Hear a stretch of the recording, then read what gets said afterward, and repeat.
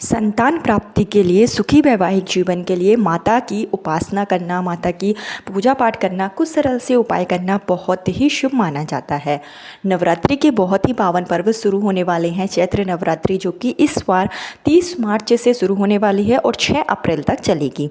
नवरात्रि के 9 दिनों में अगर आप माता के स्वरूप की पूजा अर्चना करते हैं, उपाय करते हैं, अगर आप व्रत रखते हैं तो देवी की कृपा से आपकी जो भी मनोकामना होती है वो निश्चित रूप से पूरी हो जाती है। संतान प्राप्ति के योग नहीं बन पा रहे हैं या पुत्र प्राप्ति में बाधाएं आ रही हैं तो निश्चित रूप से आप देवी की उपासना करें, माता को आप उनकी प्रिय चीज़ें अर्पित करें, माता के मंत्रों का जाप करें, दुर्गा सप्तशती का पाठ करें। अगर आप माँ भगवती का जाप करते हैं, माँ भगवती के मंत्रों का जाप करते हैं, माँ भगवती के समक्ष आप उपाय करते हैं तो निश्चित रूप से आपके जीवन में जो परेशानी है, जो कष्ट है वो दूर हो जाता है। नवरात्रि, चैत्र नवरात्रि बहुत ही पावन नवरात्रि मानी जाती है और नवरात्रि के 9 दिनों में आप किसी भी एक दिन अगर यह उपाय कर लेते हैं या नवरात्रि के 9 दिनों में आप उपाय करते हैं तो आपको मनचाही संतान की प्राप्ति अतिशीघ्र होगी। संतान प्राप्ति के लिए अगर आप बहुत ज़्यादा परेशान हो गए हैं, शादी को कई साल हो गए हैं, 5 साल 10 साल, और अभी तक अगर आपको मातृत्व का सुख प्राप्त नहीं हुआ है तो चैत्र नवरात्रि के पावन पर्व पर आप यह उपाय जरूर करें जो मैं आपको इस वीडियो में बताऊंगी। उपाय हमारे शास्त्रों से लिए गए हैं। उपाय बहुत ही सरल है लेकिन इनका जो आपको फल मिलेगा वो 100% मिलेगा और बहुत जल्दी आपकी जो सूनी गोद है वो भर जाएगी। कोख संबंधी कोई परेशानी है, किसी ने आपकी कोख बांध रखी है, नज़र दोष है या ग्रह दोष है, और भी कोई दोष हैं जिसके कारण आपको संतान प्राप्ति में बाधाएं आ रही हैं, गर्भधारण होता है लेकिन बार बार मिसकैरेज हो जाता है, इस तरीके की कोई परेशानी है तो नवरात्रि के 9 दिनों में आप यह सरल से उपाय जरूर करें। नवरात्रि के 9 दिनों में माँ की साधना करने से, मंत्रों का जाप करने से आपके जीवन के जो कष्ट होते हैं, जो दुख होते हैं वो बहुत जल्दी हर लिए जाते हैं और आपकी मनोकामना निश्चित रूप से पूरी हो जाती है।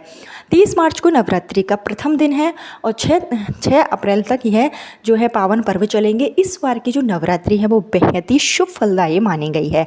नवरात्रि में माता की जो सवारी है वो हाथी यानी कि गज होगा और हाथी जो है सुख समृद्धि का प्रतीक माना जाता है। ऐसे में माता रानी हाथी पर सवार होकर आएंगे जो कि प्रत्येक जनमानस के लिए बहुत ही मंगलकारी माना गया है। और इस नवरात्रि में जो भी मतलब आप उपाय करेंगे वो आपको निश्चित रूप से फल देंगे। नवरात्रि में इस बार की जो नवरात्रि है उसमें 5 ऐसे दुर्लभ योग बन रहे हैं। बुध आदित्य योग है, इंद्र योग है और साथ ही साथ इस दिन लक्ष्मी नारायण योग के साथ सर्वा सिद्धि योग है। इसमें कि आपका जो उपाय है वो पूर्ण रूप से कारगर होगा। ऐसे दुर्लभ योग जो है वो कई वर्षों के बाद बनते हैं और अगर आप विधि विधान से माता की पूजन अर्चन करेंगे तो आपके समस्त कष्ट जो है वो बहुत जल्दी दूर हो जाएंगे। किस तरीके से उपाय करेंगे, क्या चीज़ों की आवश्यकता होगी, संपूर्ण जानकारी आपको इस वीडियो में दी जाएगी।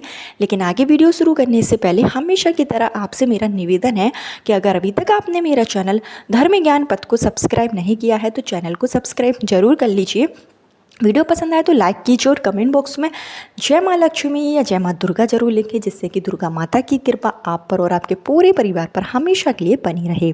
सबसे पहला जो उपाय आपको करना है वो आप नवरात्रि के प्रथम दिन भी कर सकते हैं या आप बीच में कर सकते हैं, नवरात्रि के अंतिम दिन भी आप कर सकते हैं। एक नवरात्रि के दिन आप जो है प्रत्येक दिन सुबह जल्दी उठें, स्नान आदि करके आप माता के समक्ष दीपक जरूर प्रज्वलित करें। आपको लंबी बाती का दीपक जलाना है और सुबह और शाम दोनों ही समय आपको अपने घर पर ही माता रानी के समक्ष दीपक प्रज्वलित करना है और दीपक प्रज्वलित करते समय मंत्रों का जाप करें। माता रानी से संतान प्राप्ति, पुत्र प्राप्ति के लिए प्रार्थना करें। जो भी आपकी मनोकामना है वो आप माता के समक्ष बोलें। अगर आप व्रत रख सकते हैं तो पूरे 9 दिनों के दौरान व्रत रखिए, नहीं रख पा रहे हैं तो प्रथम और आखिरी दिन आप रख सकते हैं। इस बार की जो नवरात्रि है वो 8 दिनों की है क्योंकि द्वितीय और तृतीय दिन एक ही दिन होंगे, जिसके कारण नवरात्रि 8 दिनों की होगी। तो 8 दिन आपको व्रत रखना होगा, नहीं तो प्रथम और आखिरी दिन आप व्रत रख लीजिए। उससे भी आपको वही फल प्राप्त होगा जो आप माता रानी की पूजन अर्चन करने से आपको प्राप्त होगा। इसके साथ ही आप माता रानी को जो है उनकी प्रिय चीज़ें अर्पित करें। 16 श्रृंगार की चीज़ें आप नवरात्रि के दौरान किसी भी दिन चढ़ा सकते हैं। नवरात्रि के प्रथम दिन आप माता रानी का लाल फूलों से श्रृंगार करें। 9 लाल फूल माता रानी के चरणों में चढ़ाएँ। संतान प्राप्ति, पुत्र प्राप्ति की कामना करें, दुर्गा सप्तशती का पाठ करें। नहीं कर सकते हैं, दुर्गा चालीसा का पाठ कर सकते हैं। ओम दुर्गाय नमः इस मंत्र का जाप करें।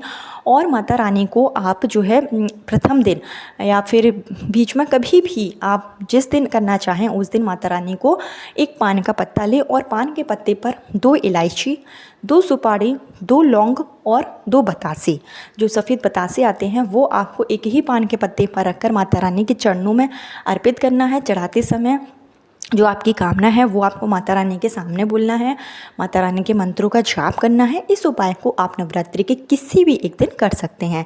इसके साथ ही नवरात्रि के प्रथम दिन यानी कि 29 तारीख को आप एक नारियल लें, जो जटा वाला नारियल आता है जो हम पूजा में इस्तेमाल करते हैं, वो नारियल आपको लेना है।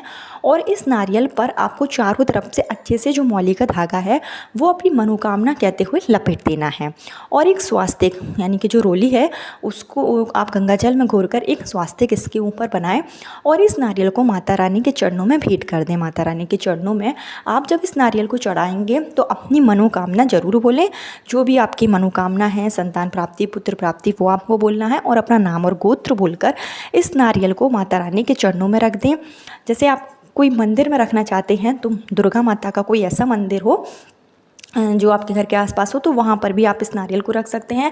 नहीं तो आप अपने घर पर ही, घर का जो पूजा स्थल है वहाँ दुर्गा माता के समक्ष, दुर्गा माता की तस्वीर के समक्ष इस नारियल को अपनी मनोकामना कहते हुए रख दें और विधिवत 9 दिनों तक माता रानी की पूजा करें, दीपक प्रज्वलित करें, मंत्रों का जाप करें और माता रानी को प्रत्येक दिन लाल फूल जरूर अर्पित करें। और 2 लौंग आपको जरूर अर्पित करनी है। लौंग माता रानी का प्रिय भोग माना जाता है, तो लौंग अर्पित कर दें। और इस नारियल को आपको 9 दिनों तक रखे रहने देना है। जब अंतिम दिन होगा तो इस नारियल को आपको उठा लेना है और इसको पीले कलर के कपड़े में अच्छे से लपेटकर इसको आप अपने शयन कक्ष में रख लीजिए, जहाँ पर आप सोते हैं, पति पत्नी जहाँ पर सोते हैं वहाँ पर आपको इस नारियल को रख देना है अपनी मनोकामना के साथ में। इस नारियल को आप जब तक अपने पास में रखे रहें जब तक कि आपका गर्भधारण नहीं हो जाता है, आपकी जो मनोकामना है वो पूरी नहीं हो जाती है। जैसे ही आपकी मनोकामना पूरी हो जाए तो इस नारियल को आप बहते हुए जल में प्रवाहित कर दें। नारियल का यह उपाय पूर्ण रूप से कारगर होता है। नारियल जो कि माता का ही स्वरूप है, तो इस उपाय को अगर आप नवरात्रि में करते हैं, चैत्र नवरात्रि में करते हैं तो आपकी मनोकामना बहुत जल्दी पूरी हो जाएगी। इसके साथ ही आप दूसरा उपाय कर सकते हैं। जो भी महिलाओं को कोख संबंधी परेशानी है, आपको ऐसा लगता है कि किसी ने आपका कोख बंधन कर रखा है, क्योंकि बार बार अगर गर्भधारण होता है और मिसकैरेज हो जाता है या फिर आप शारीरिक दृष्टि से स्वस्थ हैं उसके बावजूद भी आपका जो है गर्भ नहीं ठहरता है, तो उस स्थिति में आप नारियल का यह उपाय ज़रूर करें। एक नारियल लें, जूट वाला ही नारियल आपको लेना है और उस नारियल पर भी आप स्वास्तिक बना लें और अपना नाम और गोत्र जरूर बोलें और घर के प्रत्येक कोने में आपको इस नारियल को घुमाना है। अशुद्ध जगहों पर नहीं घुमाना है, बाकी आपको प्रत्येक कमरों में आपको इस नारियल को लेकर जाना है। और उसके बाद में जो भी महिलाओं को संतान प्राप्ति में बाधाएं आ रही हैं, इस नारियल को सर से लेकर पैर तक, यानी कि सर से लेकर पैर तक आपको 7 बार क्लॉकवाइज डायरेक्शन में इस नारियल को घुमाना है। और फिर इस नारियल को आपको मंदिर में ले जाकर, किसी भी दुर्गा माता के मंदिर में ले जाकर आप इस नारियल को वहीं रख के आ जाएं। इस उपाय को भी अगर हम नवरात्रि के बीच में कभी भी करते हैं, 30 तारीख से लेकर 6 अप्रैल के बीच में कभी भी नारियल का यह उपाय कर लेते हैं तो कोख संबंधी जो भी परेशानी होती है वो दूर हो जाती है। तो नारियल का ये छोटा सा टोटका होता है, तो इसको भी आप ज़रूर कर लें। और इसके साथ ही नवरात्रि के पूरे 9 दिनों के दौरान अगर आप किसी कन्या को भोजन करा पाएँ, कन्या को खीर खिला पाएँ, तो विधिवत 9 दिनों तक कन्या पूजन जरूर करें। भले ही एक कन्या का करें, लेकिन आपको कन्या भोजन जरूर करना है। वैसे तो अष्टमी के दिन कन्या भोजन किया जाता है, लेकिन अगर आप नवरात्रि के 9 दिनों के दौरान एक कन्या को भोजन कराते हैं, कन्या का आशीर्वाद लेते हैं, तो ऐसा करने से भी संतान प्राप्ति के प्रबल योग उसी दिन से बनने शुरू हो जाते हैं। नवरात्रि के दौरान कन्या पूजन का विशेष महत्व माना जाता है, तो जो भी निसंतान दंपत्ति हैं वो कन्या पूजन जरूर कराएं। ऐसा करने से भी संतान प्राप्ति के प्रबल योग बनेंगे। जो आपकी मनोकामना है वो जल्दी से जल्दी दूर होगी। संतान प्राप्ति के लिए, पुत्र प्राप्ति के लिए माँ भगवती की उपासना बेहद ही शुभ मानी जाती है।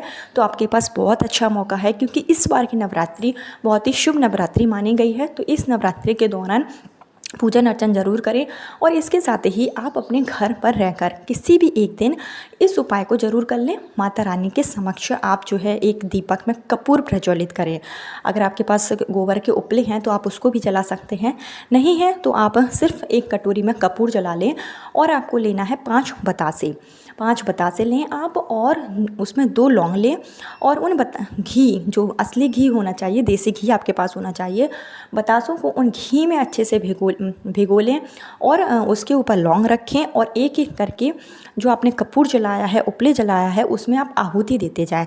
जब आप आहुति दें तो माता दुर्गा के आप मंत्रों का जाप कर सकते हैं। ओम दुर्गाय नमः मंत्र का जाप करें, या तो आप या देवी सर्वभूतेषु शक्ति रूपिणी संस्था नमस्तस्ते नमस्तस्ते नमस्तस्ते नमो नमः, यह पूरा मंत्र होता है। तो इस मंत्र को भी आप बोलते जाएं और जो है ना आप बतासे का आहुति देते जाएं। ऐसा करने से भी जो आपके रोग होते हैं, जो कष्ट होते हैं, वो दूर हो जाते हैं।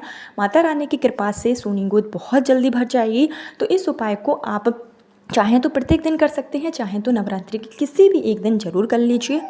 इन उपायों को आप ज़रूर करें, आपकी मनोकामना बहुत जल्दी पूरी होगी। कल फिर मिलती हूँ नए वीडियो नए उपाय के साथ। जब तक के लिए जय माँ दुर्गा, जय माँ लक्ष्मी।